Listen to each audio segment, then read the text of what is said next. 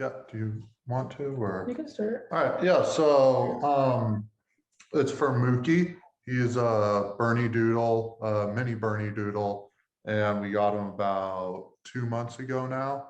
More like 3, probably. 3 months ago, yeah. So he's about 5 months old. Almost 6 months. Yeah, almost 6. And he's gone through maybe 2.5 weeks worth of training when he was younger, when he was about 10 weeks old. And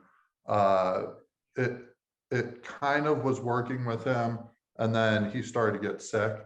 We think he got sick from another dog. And so we ended up pulling him out of that. And that kind of led to a lot of different food issues with him. What? Yeah, he got Giardia from another dog when he was at that camp, or from maybe the street, I don't know. And then once he was cleared from Giardia, we realized that he was having trouble eating kibble and like any hard food. And so he was on like a turkey, sweet potato, apple, and carrot diet for a while. And finally, we just started switching him over to a raw food diet, but he hasn't been at camp that entire time. So really the only training that he's retained, I would say, is like he knows how to sit and he knows lay down, and then maybe, But only in a calm setting. yeah, only in a calm setting. He'll sit sometimes outside, but there can't be too much going on. And he's okay on the leash. I don't know, it's not terrible, but it's not great. He pulls a little bit, but he's pretty small, so it's not that much of a nuisance. And then he is pretty stubborn, so if he's in the mood to walk, he will, but if he doesn't feel like it, he will sit there and he won't move until someone picks him up.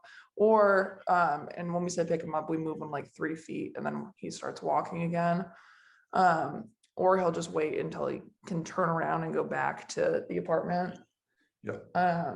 He also, whenever we see any other dog, any other human, a bird, anything like that, just immediately lunges, tries to chase after the human, tries to chase after the bird, whatever there is.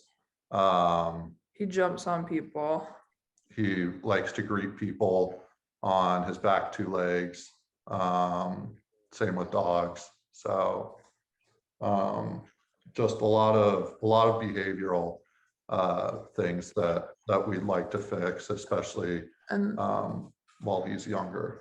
The 2, maybe 3 things that we've been the most frustrated with are, one, he's like, I would say 90% potty trained, but then sometimes when he's tired, and I guess maybe he doesn't realize that he needs to go to the bathroom, we'll be on the couch and we have it lined with blankets right now. And all of a sudden he'll just pee. Like even if we're sitting on it, he'll just pee on the couch, and it's really gross. And so that's one thing that's kind of frustrating. And then the other one is the barking, and especially with food, it's like he will not calm down with barking until he has food. And so like he eats twice a day. He eats in the morning at around 7:30, and then at night around 5:36, just kind of depends. And the second he knows that we're gonna feed him, it's just constant barking. Okay, I see. So 1 sec, I'm gonna get this real quick. I'll be right back. No problem.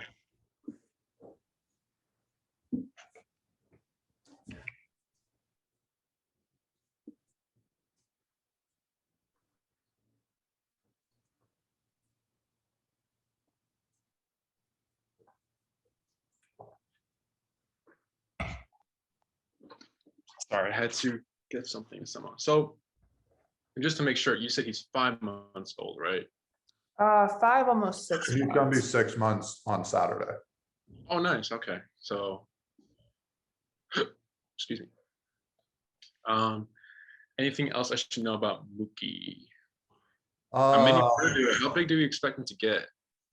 He's supposed to be around, we're guessing 25 to 30 pounds. Right now he's just over 13.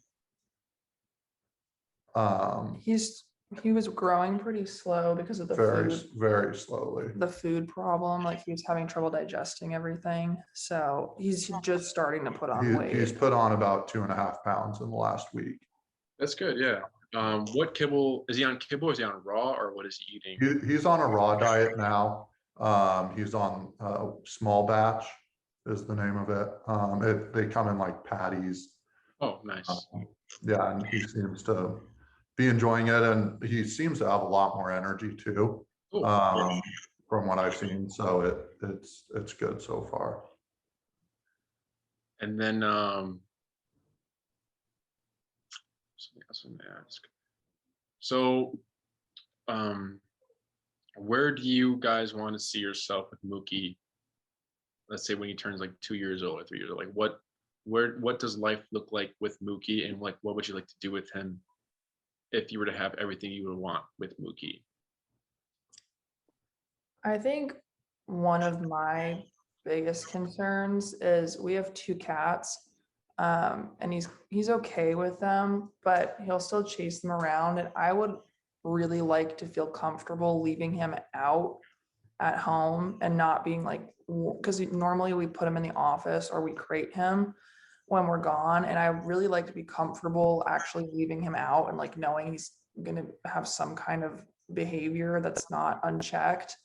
Yeah. And then also we'd like to be able to take him out and walk him without having him like eat everything and chase people.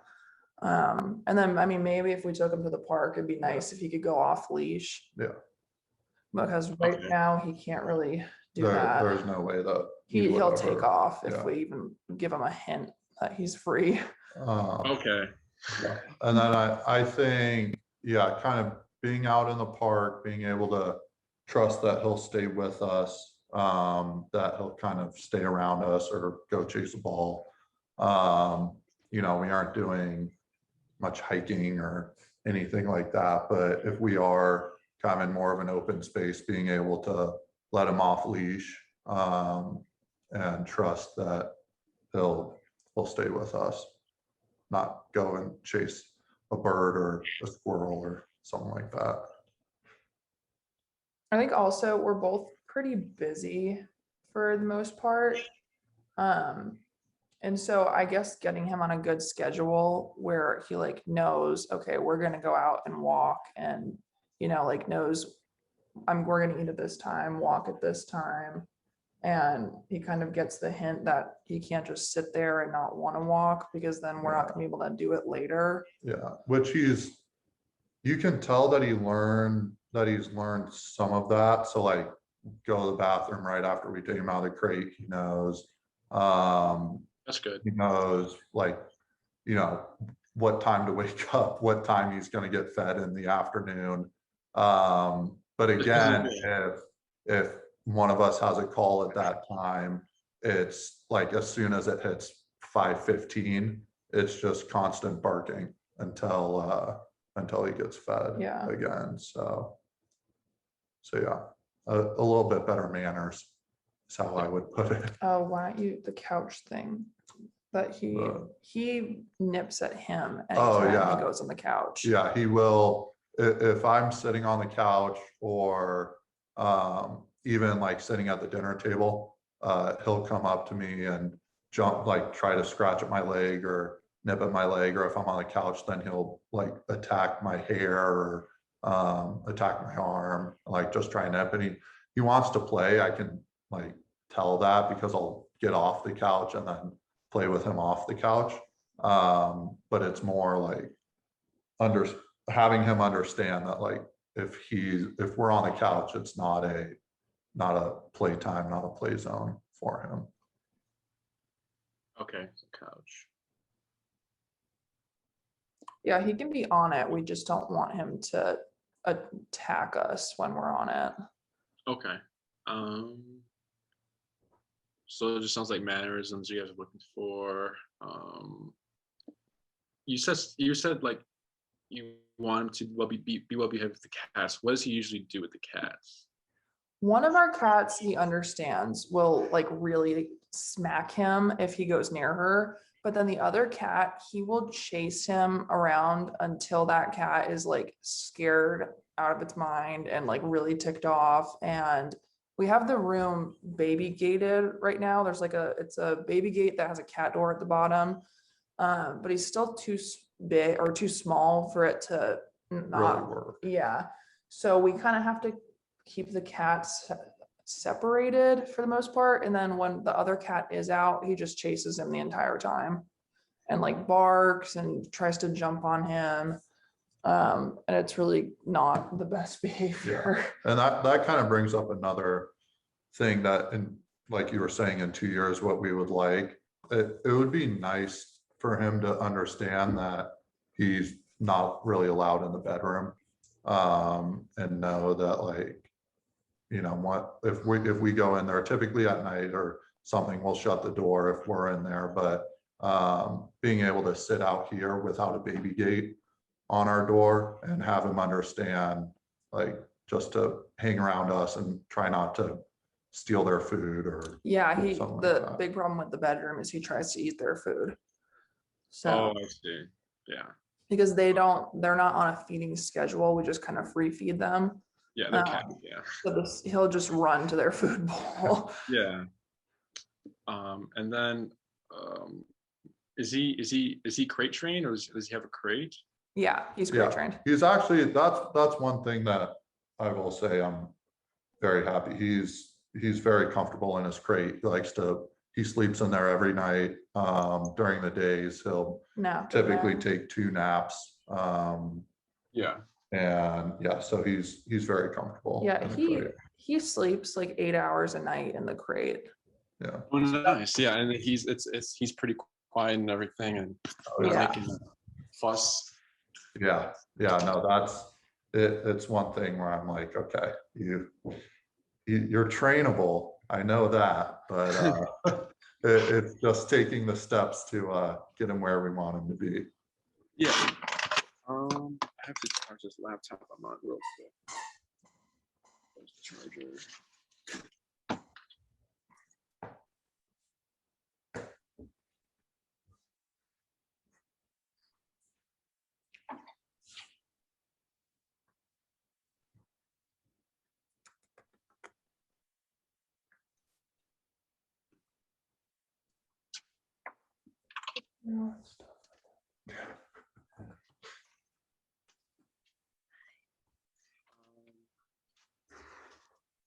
See here.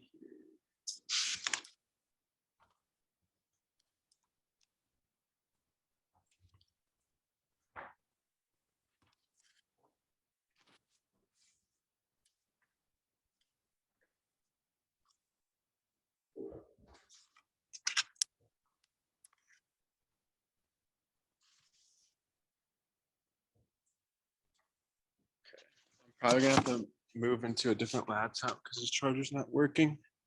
But I'm not going to leave the Zoom call. I mean, I'll leave it, but I won't end it. So you guys will stay in the Zoom call. Well, I'm not sure where they put the charger. All right.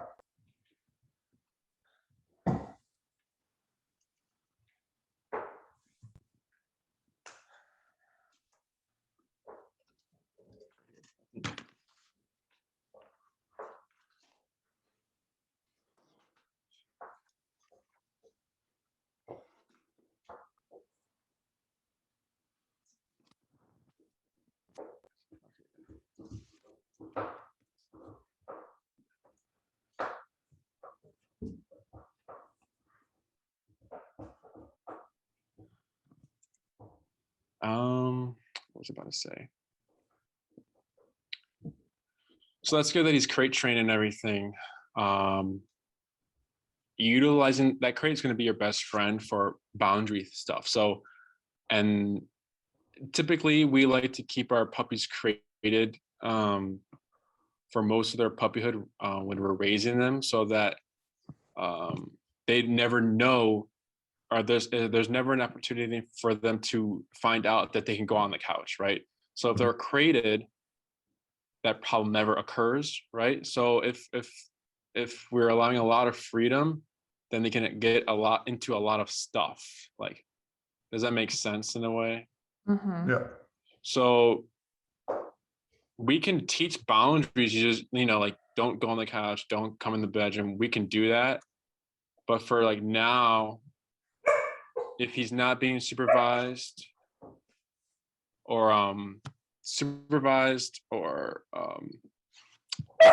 if he's just having too much freedom, then that's something that's where, like, okay, you can go in the crate now since I can't really watch you.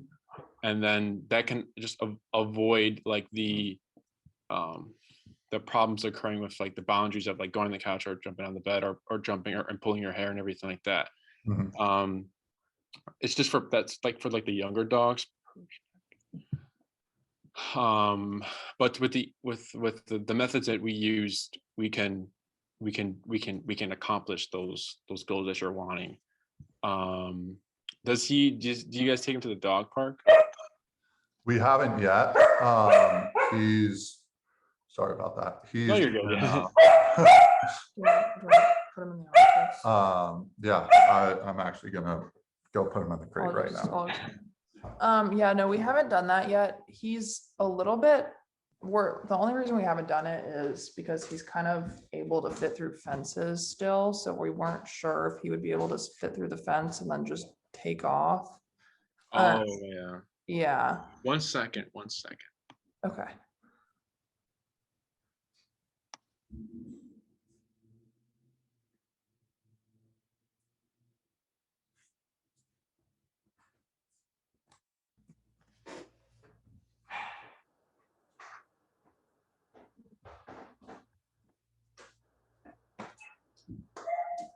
It's not too long. Hello. Okay, cool. Okay. Is it door? So you were saying that, continue what you were saying with the crate. Yeah, so we haven't wanted to take him because we're worried he'll fit through fences. Yeah, and he was also, we were a little worried with the whole Giardia thing for a little bit. We didn't want him to pick anything up again, especially when he was kind of transitioning with the food. So yeah, we haven't gotten out there yet. Good choice. Yeah. For the so it's just like you guys walk him and you want that off leash control. You don't really go to the dog park. Have you guys ever wanted or thought about taking him to like an outdoor patio or like a restaurant and have him just hang out while you guys have a little lunch or brunch or whatever? Yeah, he's actually pretty good with that. We do that fairly often with him. And if we bring something for him to chew on, like a bully stick, he's okay normally. Yeah, we also keep him on a very tight leash wrapped around the chair so that he can't really walk around. So, I mean, he's typically sniffing at things and trying to chew at things the whole time we're out there. So we still have to keep an eye on him. Like I would never take him out there if we were eating with more than just us two, because it's pretty much kind of paying attention to him and making sure that he's not getting into anything. Which while we're out there. in the future, actually, that is something we'd like to be able to do, to bring him with friends and not have to stare at him the whole time. Yeah. And then I don't know if you can hear him right now or not, but this is the Sounds other pretty bad. problem. Yeah. If he wants attention and we're doing something else and we put him in his crate because he's just like barking, he goes nuts. Like he won't chill out at all. Yeah. Okay.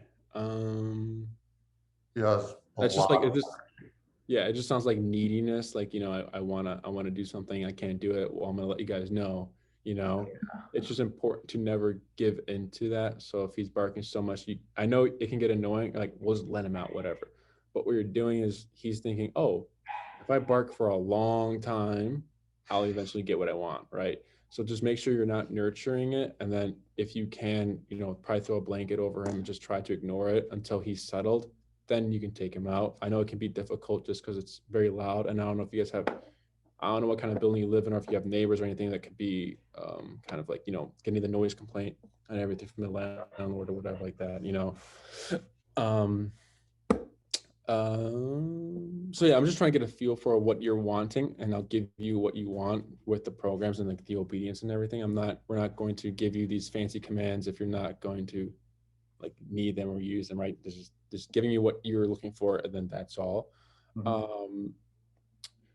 So yeah, have you guys ever owned a dog before?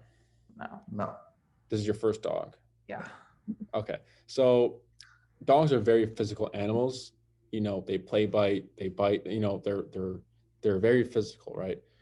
So when owners usually get like a puppy, they start with like the food only stuff, right? They do the food stuff, and then they're realizing, okay, this food stuff isn't really working as much as I would like it to, like on the walks. Like he's not really interested because, you know, like Mookie, right? Mookie can be looking at a dog. You're holding the food, like, come on, Mookie, let's go this way. He's like, food, I can get later. Dog, I can't get that later, so I'm gonna go for the dog, right? So that's where that's where like where the ceiling hits right there, right? It's just like now when you're applying in the real world, will it be as effective as it is in a quiet, closed room? You know, like this, it's how would that work? Yeah, that's, yeah, I was gonna say the place that we took him to before, that it was exactly that. And they send us videos of him walking on the leash and with the food and everything. And he's doing fantastic with the food, and looks like, you know, perfect dog. As soon as we get him outside, it's just like left and right, just running back and forth. And it's like, he could care less about the food. Exactly. And it can be frustrating at times because, like you said, you're seeing it work. When you do it, it's not working. So it's very frustrating, I can imagine. But yeah, then, you know, the next, and like, you know, sometimes they'll be on a harness or whatever since they're puppies, or a gentle leader. Gentle leader is the one that like goes around the nose and like behind the neck. Have you guys seen those? Like a head halty? That's like the next step to like, okay, we need a little more control. Whereas just you control the head. So if you control the head, you control the body, but you're only controlling the body, like physical. So sometimes CJ Milan says that, like, you know, if you control the head, you control the body, but sometimes if you control the physical, like physically controlling the dog doesn't mean you mentally control the dog. So the puppy is still going to be putting the brakes on, resisting everything. It's just now you have a little more control in the head, but your puppy's never getting over it. He's just being forced to move, or you know, he's just being dragged or whatever, right? So it's a good tool to use, better than the harness, better than the flat collar, because then you're avoiding the trachea from collapsing. So, but there's no correction, there's no discipline behind it. There's no, okay, I can't do this because I get this feeling, because it's just a gentle leader. The next step is like the prong collar, which is like that spiky collar. Have you guys seen that? Yeah, it's supposed to mimic a dog's bite. So it's supposed to close when you pull on the leash. So it's like tightens. So it's getting like, so what it's supposed to do is like mimic a dog bite. So that's how a dog bite works. It's like a quick snap. So that's a step towards like, you know, correction, like correcting your dog, which is, like I said, dogs are very physical. So if Mookie was jumping on a dog, an adult dog didn't like it, or maybe even the cat, right? They do something to let them know, I'm uncomfortable, I need you to go away, and it's physical. You can probably hear a yelp, like, oh, okay, and then but he stops, right? So that's what the prong collar is there for. It's to address things with physical, because that's their language. They thrive on physicality. They know what it means right off the bat. They don't need, you know, a talk like, okay, hey, you can't jump on me and bite my hair, okay? And then he's gonna be like, okay, and then end the story. No, there's more to it. Dogs don't give each other treats. They don't give each other chances, like, hey, please stop jumping at me, or I'm gonna bite. I mean, there's warnings like growling, hackles, and, you know, grumbling or barking, right? But some dogs, they don't give warnings. They're just like, they look, maybe like the licking of the lips is a sign of stress, and then they just go, like, don't do that, right? And some dogs just hate puppies, like they just hate puppies. But prong collar, that's why it's good, because it's physical. The only issue with prong collar is that especially, I mean, for this 6 month, 5 month old puppy, you might see, you know, if you start working the prong collar, it's very nuanced with younger dogs, because then if you're kind of really hard on it and harsh, you can create nervous peeing, which is it's kind of hard to fix. So it's very nuanced, teaching them what pressure is, because old school is like, you know, dog passes, pop, and then they pass again, pop. That's old school. That's the yank and crank method, which is not what we do. We give gentle pressure and guidance for them to realize, okay, this is uncomfortable. And then once they give in, we reward. So it's a long process for Prong.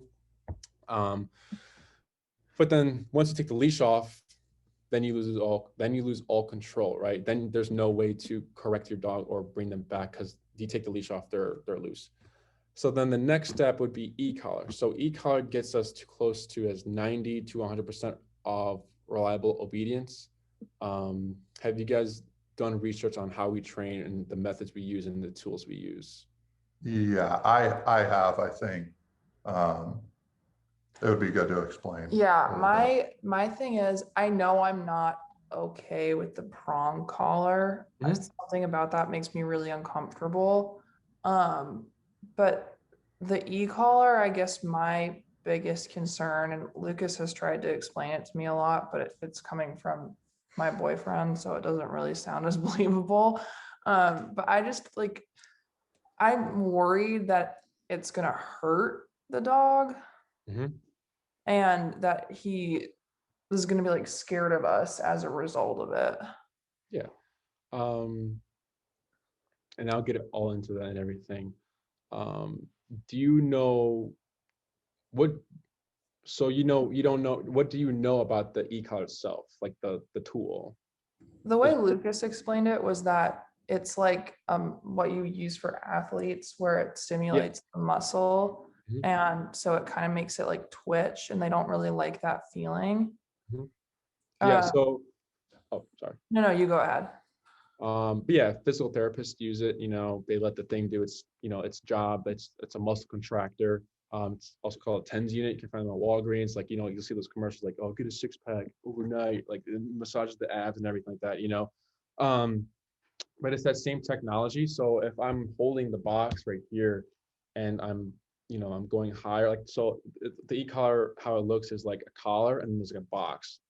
It's either going to be a square or like a rounded one that curves around the neck, but there's 2 contact points. If I have these 2 contact points on my hand and I'm going higher and higher and pressing a button, eventually you start to see my thumb like move like that as I go higher, right?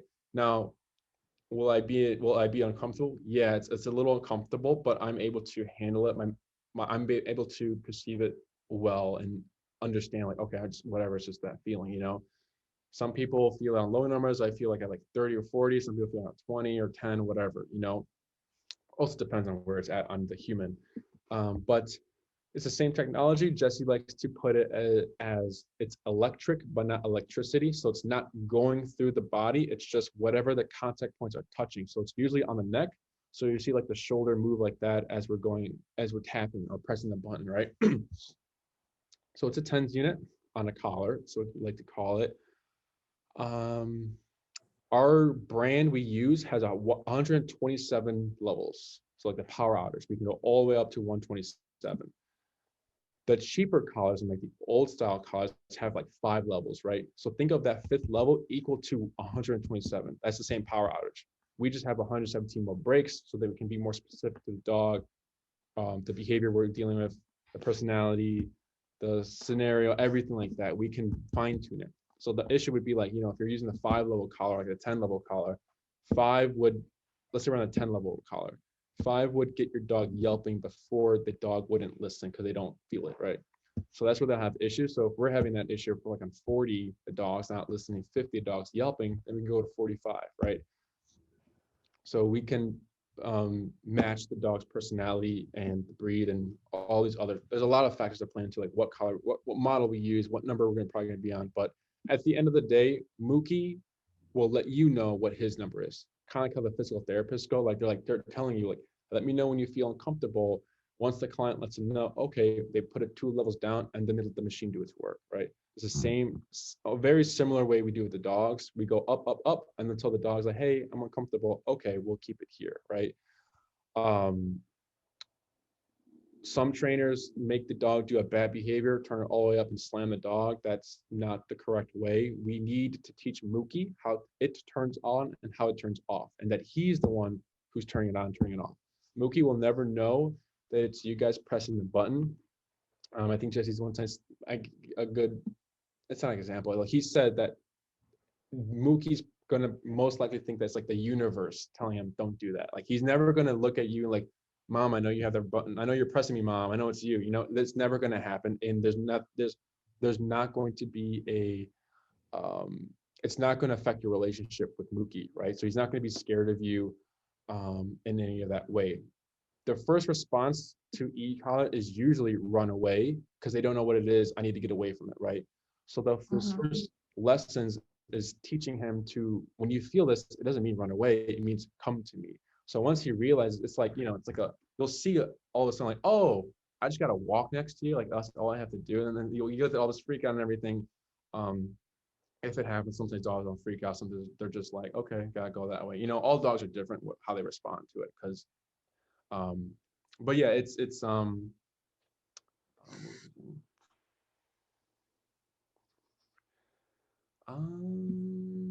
but yeah, he's the one that's going to be in control of it.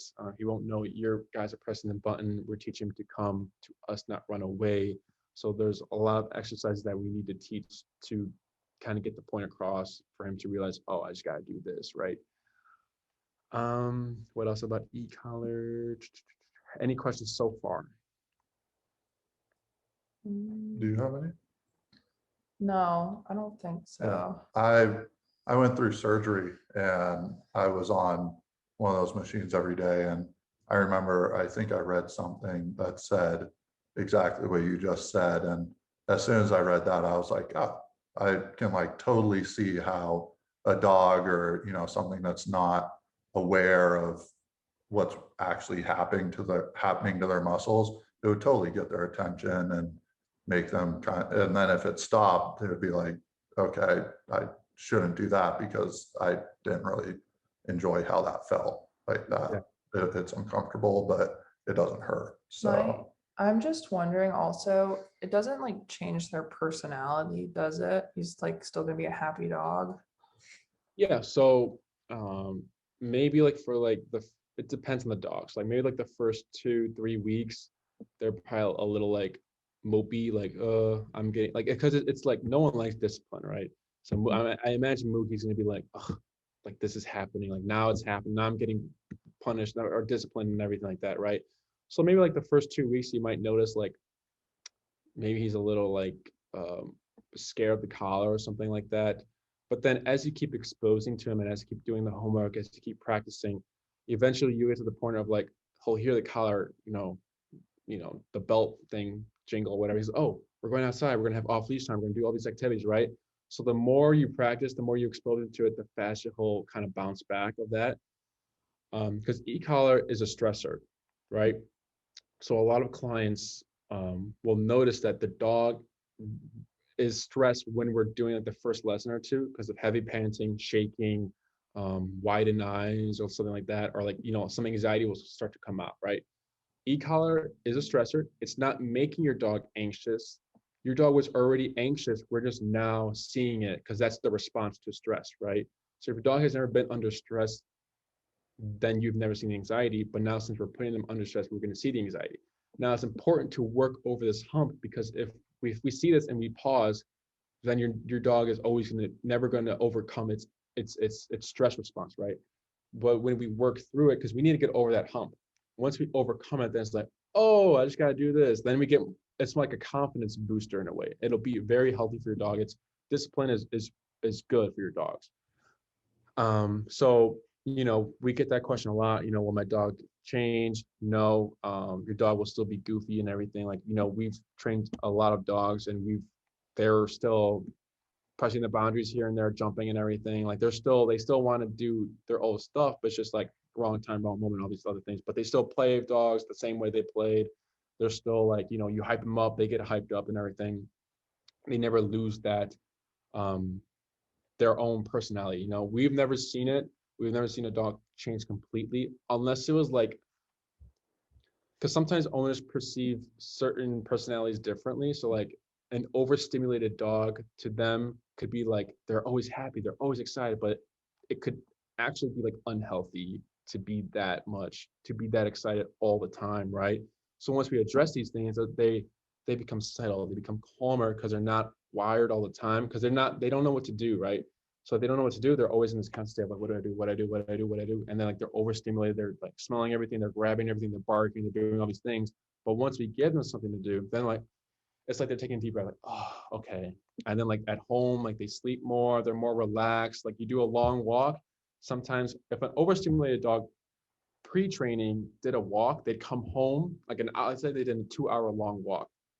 They would come home still with energy. And they're like, why? Like we do all these things and they're just still going. But then they start e-collar training because e-collar is controlling the dog to be at your side mentally.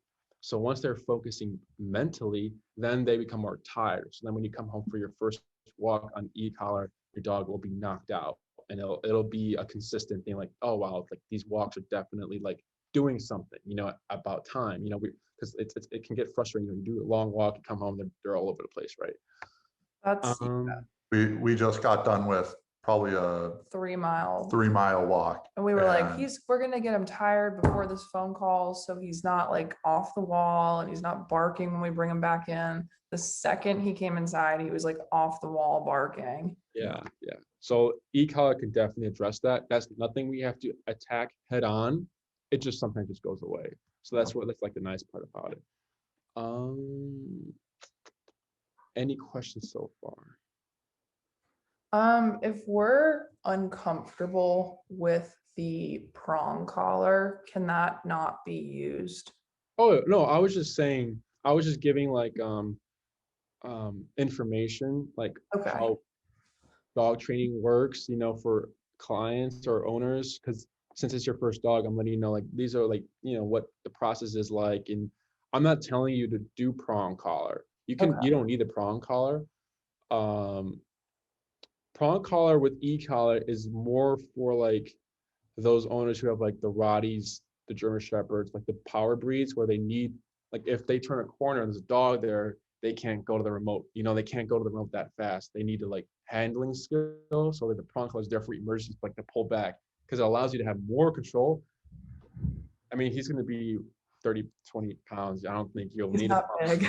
No, and I mean that's one of the things that that's been our fault ever since we got him, because we knew that we were getting a small dog. As soon as he started kind of jumping on our legs and everything, we we're like, oh, this is so cute. Like we love like him getting excited when I walk in the door and like jumping up on me and doing that sort of thing.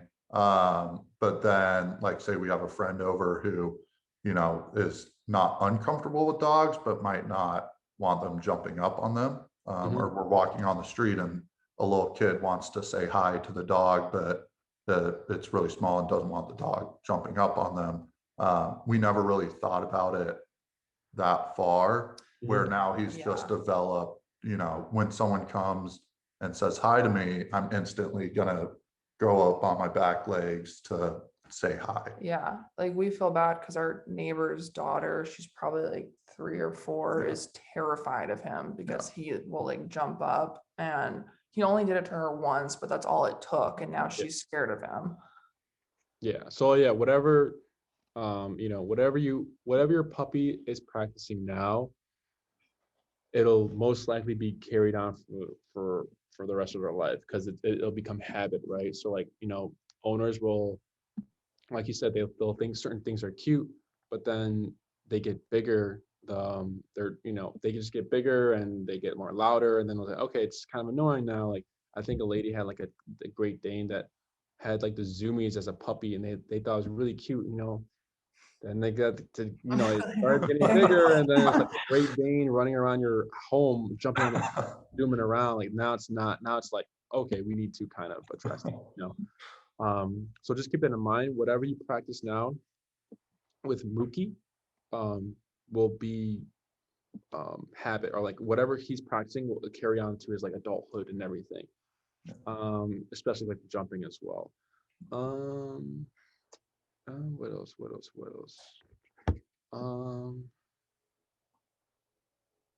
Scavenging will go away. The cats is just kind of something separate you would have to do for that. And we can probably do like an in-home session maybe and just see what's going on with that. And I'll teach you guys how to stop it, like stop the pursuing and the chasing and everything like that. So like, owners will use e-collar for like those things. They got little dogs who are like retrievers, like the little, I don't know what they're called. They're the terriers. They'll like grab the socks or grab something off the table and just run around, and then all they gotta do is press a button, then they drop it. It's very easy, saves a lot of time, especially for older couples. They can't really chase the little dog to get their things back. Or, if you're in a rush, you're trying to find your keys and then you see Mookie grabbing, like, oh, great, now we got to chase him. You can just press a button. And then I'll give you different tools so you're not so reliant on the e-collar. So that leads to another question is that clients have is will it be on all the time? So yes and no. It's on when you need it. So if you're gonna go for a walk, it most likely be on, because we can't predict what's gonna happen on this walk. So if you're walking in a busy street, let's say a car crash happens right next to you, Mookie is probably gonna be freaked out and go to flight mode. Flight mode is when they're just trying to run. When dogs are in flight mode, they're thinking kill or be killed. So there's no treat, no yelling, nothing's gonna help him there, right? So let's say that happens. He's like, whoa, he bolts. Let's say his collar breaks or something, and then he's out. Well, now there needs to be a way to connect to him or override the flight mode, and that's where the e-collar comes in. Like for emergencies, it should be on your walks, because we can't predict what's going to happen in life, right?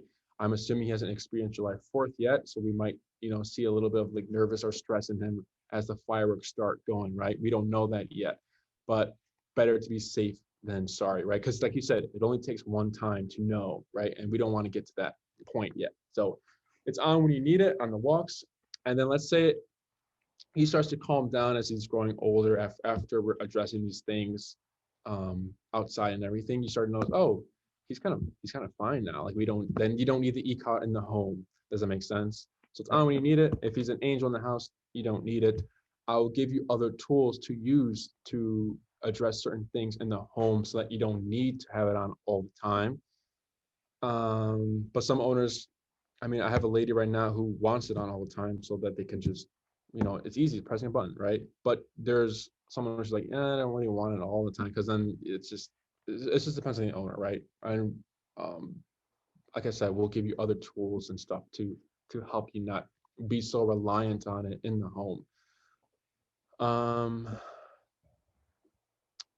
Another question clients usually have is, how come when I take the e-collar off that maybe Mookie starts jumping, or not jumping, maybe they start pulling again, or they start acting like a brat again. So Jesse likes to use this example with his clients, and I'll go ahead and use it. It's like, do you guys drive on the highway? Yeah. Do you guys go to? She doesn't drive. Oh, okay. Do you go the speed limit? No. Yeah, exactly. So then what happens when, like, other drivers and yourself see a squad car? Yeah, you immediately slow down. Yeah. All opportunistic behavior. It's nature thing. If we know we can get away with something, we're going to get away with it. It has nothing to do with the training. It has nothing to do with us as trainers. It has nothing to do with you guys practicing. There's no fault. It's just nature. Mookie will, if he sees it, he'll know that, oh, when the e-collar's off, I can do these things, but when it's on, I have to behave. That it's Jesse calls that a cop on a collar, right?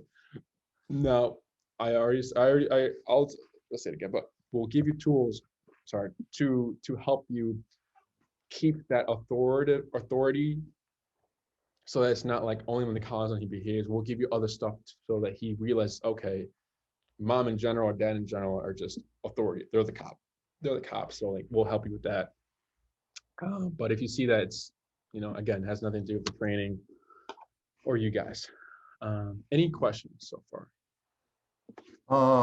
None specifically, I guess, about the training. Maybe kind of how the program works kind of after this step, and what we should be. Oh, do you have more? Do you have another question? You go first. Oh, I was gonna say kind of what we should be, if there's things we should be doing to prepare him before we bring him to you guys, or kind of what you suggest after this phone call, pretty much.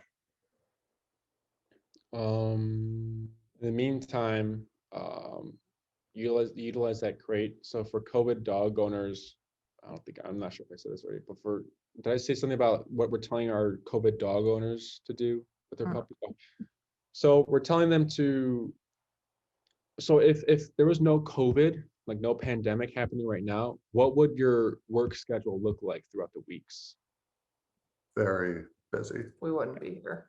Exactly. So in case we decide to go back to some sort of normal, are you guys working from home? Yeah. She is. I'm going back to the office now. Okay. So yeah, we're starting to transition. So I say as soon as possible, 9 to 5 in the crate in another room. You can give him a potty break in the middle, but start teaching him that, when we go back to normal, like it's nothing new to him. It's actually more difficult for puppies to be in a crate in another room while you're home than it is for them to be in a crate while you're gone. So if he can do that, the only thing that would change if you were to go back to work is just you leaving. That's all. So 9 to 5 in another room, crate, potty break, in the middle of the day if you like, and then just so he's getting used to separation, because I don't want you guys to be in a situation where like you go back to work and you come home and like maybe he like broke out the crate or like he chewed something up or like something happens, right? So that's what we're doing. I just have a question. If our plan is, so we don't plan on leaving him here when we go back to work. We're going to bring him to a daycare that's down the street from us.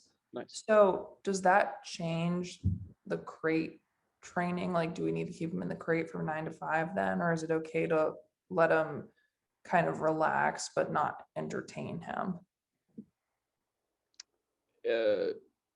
It's not about relaxation. If he's relaxing near you, because that can look okay, but he's still near you, right? We're trying to create separation. So having him away and being on his own, doing his own thing and not needing us all the time, right? But if you're going to do daycare, I mean, it's just up to you. Your house, your rules. If you're going to do daycare all the time and he's never going to be home alone, then you don't have to. It's just up to you. I'm just helping you guys because I don't like I said, I don't want because separation anxiety is very, very hard to fix. No, it's good because we don't know what we're doing. Yeah, and he's actually been. That's another thing that I've been personally surprised about is even we'll put him in his crate for most of the day as is, and even when he's out of his crate, he typically doesn't even hang out around us. He'll go to the other room and just like go chew on his bully stick or on a bone or something like that. So yeah, he's typically been good being away from us. We also leave the apartment a good bit and let him go in the crate and learn, that when it's quiet outside of the crate that it's he's not barking at anything at that point, so he might as well be quiet. I think it's tough because he understands it a lot more, but I feel bad really easily. And like I feel guilty really easily if he's crying and stuff. And so I mean the crate thing even took me a while to get used to, and I guess I feel bad putting him in it the whole day sometimes. Like it's hard. I don't know. I just feel like it's hard for me to deal with sometimes. It's a me problem. She's getting better at it though, I would say. Yeah. What else? Anything else? I guess for when he's at the program, this is really off topic, but can we bring all his stuff with him? Are you want to do a board and train? Yeah. Okay.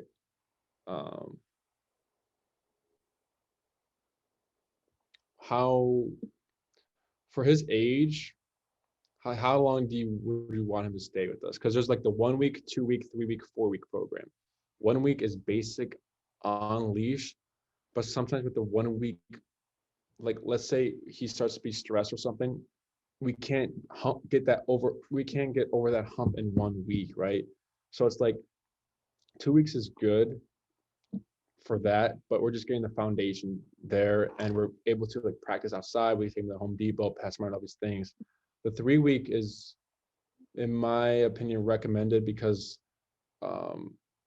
that gives a week to teach him pressure.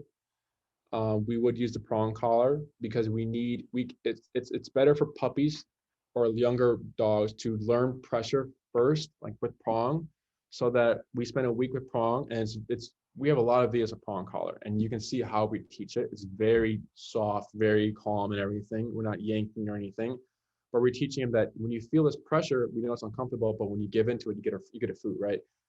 So once we teach that for 1 week, we go to e-collar, and then the e-collar is much more smoother because it's a big jump from no discipline to this e-collar, right? We might see it might be a little more rough in the beginning, right? So the prong collar gives it a more smoother transition. Now it's all up to you guys. I'm just telling you that 3-week would be better for your dog. The 2-week is good too. It's just if there's a rough start, there's a little bit of delay and everything like that. Or did you guys have an idea how long you wanted him to stay with us, or? We were gonna do 3 weeks. Yeah, I've read on your guys' page that you suggest puppies that are older than 6 months, the 3-week program is definitely preferred. So I think, I mean, I've watched a lot of your guys' stuff, and definitely trust that process and trust what you guys are doing. So, and the prong collar, I know you're uncomfortable with it. It's not for you to use. It's for the brain of the dog to understand what's happening, right? It's for, because like for me, I'm a dog trainer, right? So I do a lot of more nuanced things when first teaching dogs something. I use a lot of food. For our clients, we don't tell them to use food because they're not dog trainers. It's a lot. You have a remote, you have your training pouch, you got a leash, and you're feeding while you're moving and all these things, right? It's unrealistic for owners because you guys aren't dog trainers, so why would we teach you like dog trainers? We're going to teach you like dog owners, right? So that's why you wouldn't need to do the prong. So we did two puppies that did one was a 4-month-old Doberman puppy, European line, so that she's going to be like 80-90 pounds or something like that. 4-month-old was here for 4 weeks. By the end of her 4-week program, she was completely off-leash trained. I was like, we're closing, there's no dogs, or like all the dogs are in bed. I'd take her out, do a little off-leash walk with her, wash the dishes, put her down, do all these activities with her off-leash. She was always near me and walking beside me. We did prong, e-collar, e-collar, e-collar for the 4 weeks. Prong, she was very vocal with it, was very stubborn, didn't want to do anything. As we kept practicing, she's like, oh, that's all we have to do. And then once we moved to e-collar, it was like nothing. It was just like, oh, okay, I know what to do. Like she knew what it was and knew what to do. So it was a very smooth transition. Is the owner using the prong collar now? No. If they ever need to use it once she gets 80 pounds, 90, 70 pounds or whatever, she already has like a baseline of like, oh, this is prong collar. I know what to do here. So it's there if she needs it, but she's not using it right now. As far as I know, she's not using it. Another puppy, 3-week again, who's a pit bull, hated the prong as well. Then we move on to e-collar, so responsive, right? It's just the foundation. That's all that there is. There's a foundation of some type of pressure work where it makes the e-collar very smooth. So board and train, I'm pretty sure you've read up on it. We do videos. First week, all introductory sessions are recorded. Second week, again, all the videos for that first week of e-collar is recorded. Third week, there's a phase of e-collar we go into called the long leash phase, which is also recorded. So they're all recorded. You get, I forget how many hours of follow-up you get for the 3-week program, but you can schedule these follow-ups whenever you like. You can do it in the middle of your program. Maybe you can do like a follow-up after every week so that you're part of the training and like trying to figure out what's going on this week, and then whatever you guys want to do. Or you can just save until she's done or he's done, and then if you want, because sometimes you can get overloaded with information if you do that. Sometimes it depends on you guys and everything. But the most important thing in any program is just to do the homework and then do the homework we're telling you to do. So if you know that maybe we find out that Mookie's number is like 50, like 50 is pretty high on the scale of like 127, 0 to 127, right? You have to be able to click that button on number 50, even though it's too high. Because sometimes there's the emotional aspect of it, like, oh, my dog's on 80 out of 127. Like, I don't like that. You know, why can't we be low? That's just the number that your dog is responsive to. There's no, some dogs are low numbers, like on 10, we had a dog here that was yelping on a 5, all right? Out of 127, they're yelping on a 5. And we had another dog here that was like, 70s, high, they were high up there. So just doing the homework, being consistent with it, doing what we tell you, because like I said, Jesse knows what he's doing. He's been doing this for a long time. You know, he knows this. He knows the stuff. We all know our stuff. So it's like, it's important to follow through in that aspect. Any questions about either the board and train program or anything like that? I think that's also why we want to do the board and train program, because if we had him come home every night and I was doing the clicking, I think I would feel a lot worse about it, watching him learn how to do it, because I Mhm. wouldn't like seeing him yelp or anything. But if he comes back to us and already knows how to do it, and it's like kind of already instilled in him, and you guys have done that work, then I won't feel as bad actually doing it. Well, I think also that's part of the prong collar thing with you. Yeah, is like, that I don't wanna see She it. doesn't want to be the one, yanking the prong collar and kind of actually using that. But then after seeing how much he's actually going to learn with the e-collar and the prong collar and everything, it'll make, I think, you feel better. Yeah. I'm all for it. I think that he's gonna end up enjoying it, and like we were saying at the beginning of the call, be a lot more just kind of relaxed and happier in that way, because I think he does have a lot of stuff going on where he's like, I need to be doing this, I need to be doing that, like go, go, go, go, go, and it never really gets to relax, never gets to rest.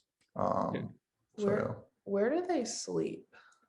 So we have a like back area. So we have the front lobby. We go into the daycare area where there's the training floor, playpen, duration work, treadmills, and then if we go like to the right, there's like a separated like room. It's like it's carpeted. It's very quiet there. That's where they sleep. There's always someone here 24/7. So if like they hear barking or anything, they know, okay, we know this dog's a barker, and we have to address it or whatever.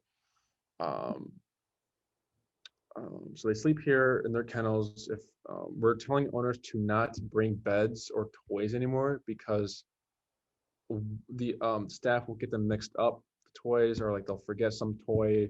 The blankets, dogs who are stressed while they're here will chew up the blankets with the beds or urinate. So we're just trying to avoid that so that they get returned with anything that's like torn up or anything like that or like if they're bored and they're like, I'm gonna chew on this bed, that happens. But yeah, someone's here 24/7. Mookie will get to enjoy his daycare privileges here. So he'll get to play with the puppies, other dogs. He'll be able to do duration work where it's like lay on this bed, watch everything happen, and just coexist with the world like that, coexisting and not always interacting, right? There's treadmills here. We can teach them how to walk on a treadmill, which is very useful for like, rainy days if you have a treadmill, I don't know. But it's a good exercise for the brain, We're not doing it for physical exercise, we're doing it for mental. So he's not on there for like, 3 hours or anything like that. It's because it's mentally exhausting. So he would just be like, it's just for that aspect of it. And it's also a confidence booster. It does a lot of things, a lot of confidence, it fixes a lot of anxious behaviors with other dogs like that. But yeah, someone's here. He's sleeping in the boarding room for the other dogs and everything. And we have cameras in there too. So if something happens, if he ends up chewing something or something happens, we have camera and footage to see what happened that night or whatever. What else? Any questions? Do they get a bed? They get like, if we know that they're fine, because we used to use like the beds if we knew they weren't having potty mistakes. But then we started like seeing that here and there'd be some dogs who would chew the bed, and like they would like chew it and like eat some of it. So I was like, oh great, you know. I mean, we can do like I don't know. I'm not sure if we can just like do like because we can. I'm not sure if we can fit a actual placemat we have here in the crate so that they're not on like uh the hard tray, right? Because it can get uncomfortable. But as far as now and what we've seen happen throughout the boarding trains or boarding dogs, is like no, we're not going to be accepting towels, beds, or toys or anything like that, because then it gets misplaced or it gets chewed up or destroyed or whatever. Okay. Anything else? I think that's it for me.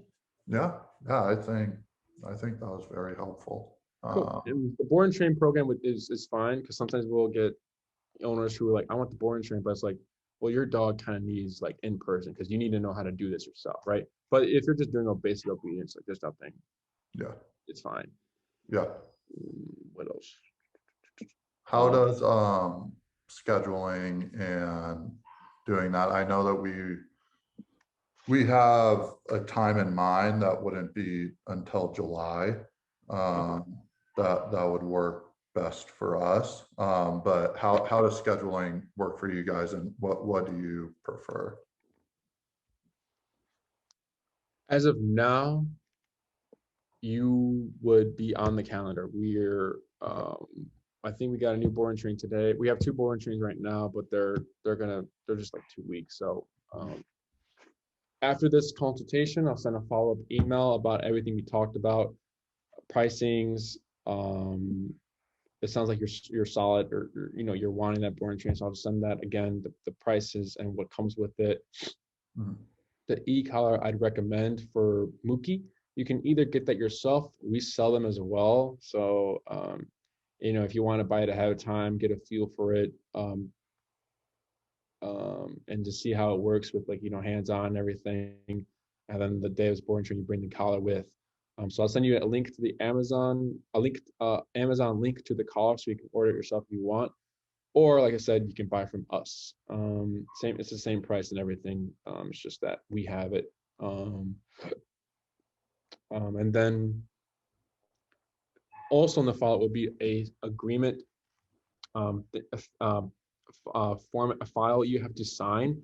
Once that is signed, we can begin the billing process. And then once the billing process has been completed, we go straight to booking. So for payment, you can pay in full, or you can do a payment plan, which is, I think it's half down right away before the first week, or before he comes here, I think, and then minus the consultation. So minus 135, and then like I think the rest of it is split into 2, so the half is split into 2, like for like throughout the weeks. I believe so. I'll look into it and see what you guys want to do with that. I'll send you guys an example of what that would look like.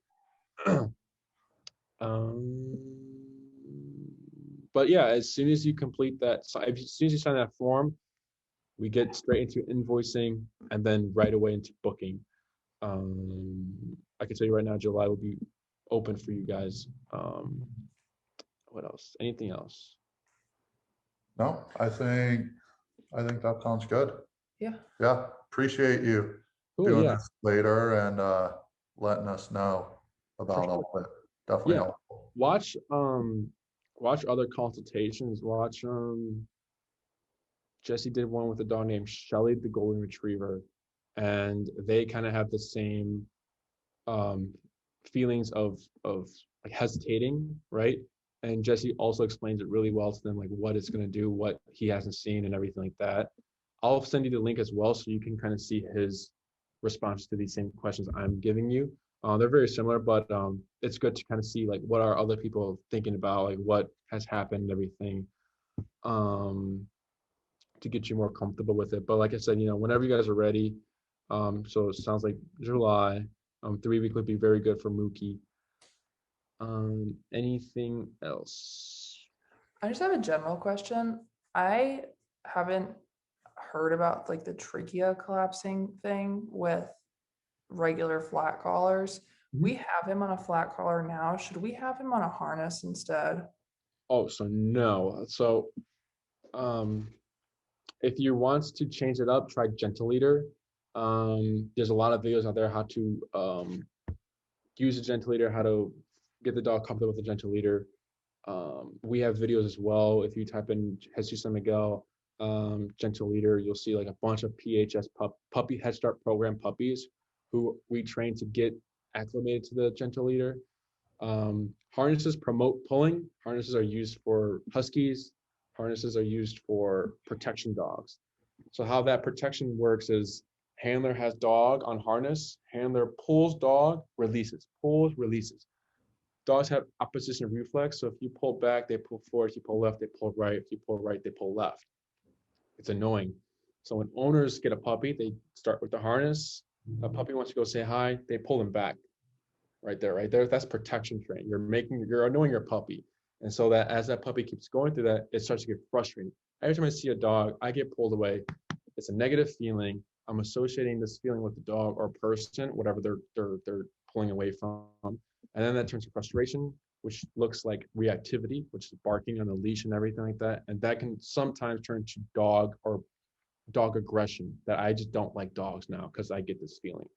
So the non-pull harnesses is an oxymoron because they're made to pull, right? They use them for protection to annoy the dog, to create aggression, and then there's the agitator on the other side, like annoying the dog even more. So that's where that's used for, and then huskies to pull. So I suggest if you wanted to switch it up, try the gentle leader, the one that goes around. It's also called head halty. Does that answer your question? Yeah, that's perfect. Thank you. Anything else? No? I don't think so. If anything pops up, go ahead and email me. I'll answer your questions. But in the meantime, be a lookout for that follow-up email. It should be sent out either today or either tomorrow or the next day. Okay. Check spam too. It one time went to spam, so just in case. But yeah, if anything pops up, any other questions, let me know. And then I'll do my best to answer it. But you know, if you want to get more comfortable with it, look at other consultations.